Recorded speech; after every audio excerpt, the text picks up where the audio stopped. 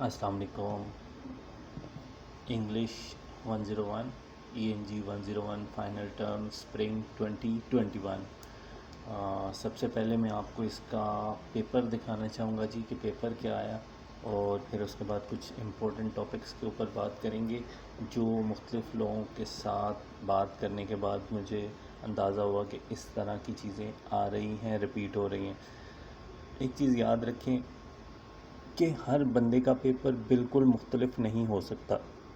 2 या 3 या maximum 4 pattern के पेपर होते हैं वीयू के अंदर, क्योंकि उनका एक लिमिटेड डेटाबेस होता है जिसके अंदर वो लेट्स से 100 क्वेश्चंस डाल देते हैं और वो रिपीट होके आते रहते हैं।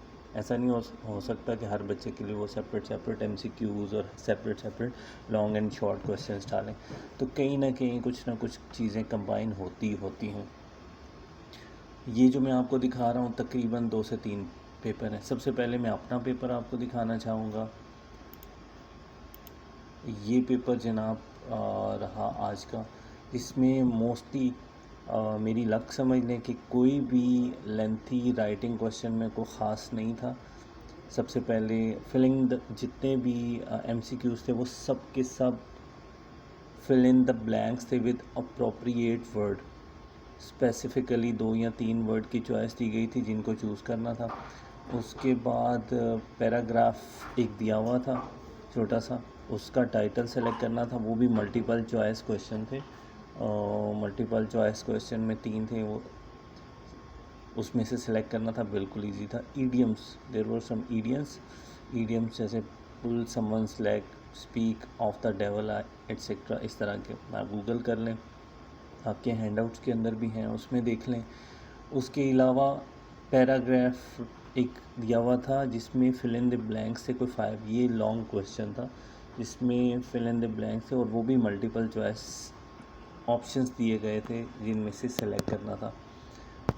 उसके बाद एक और जो लेंथी क्वेश्चन था वो इन्वायरमेंट पे 100 से 200 वर्ड्स का, 150 से 200 वर्ड्स का एक पैराग्राफ लिखना था, एक ऐसे लिखना था।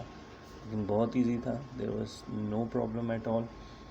एंड ये तो था जो मेरा एग्ज़ाम था। इसमें मैं आपको बताता चलूँ सिर्फ 10 नंबर के MCQs थे, 10। उसके बाद 2-2 नंबर के कुछ शॉर्ट क्वेश्चंस थे, कुछ 3-3 नंबर के, और लास्ट पे 2 क्वेश्चंस जो थे 5 नंबर्स के थे। तो MCQs 10 नंबर के थे, बहुत कम थे, लेकिन overall paper was very easy. अब मैं बताता चलूँ, कुछ लोगों ने नेट पे भी शेयर किया, मैंने कुछ लोगों से बात की, उस हिसाब से मैंने कुछ पैटर्न बनाया, कुछ चीज़ें देखी जो कि ये रिपीट हो रही हैं। आज भी मेरी कुछ लोगों से बात हुई, उन्होंने कहा यही चीज़ें आ रही हैं। मैं ये नहीं आपको इनकरेज करूँगा कि आप तैयारी ना करें, स्टडी ना करें, ज़रूर करें, लेकिन उसके साथ साथ जो है वो आप ये भी देख लें,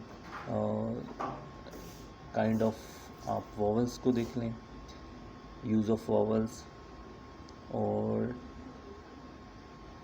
सिनोनिम्स एंड एंटोनिम्स की जो डेफिनेशन है वो आप देख लें। यहाँ पे मैंने आपके लिए मेंशन भी की है, मैंने चेक कर लें इसको। इसके अलावा effect and cause and effect.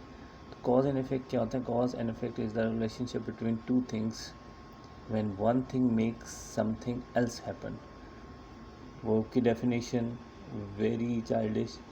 Sentence fragments are incomplete sentences. Usually fragments are pieces of sentences that have become disconnected from the main clause.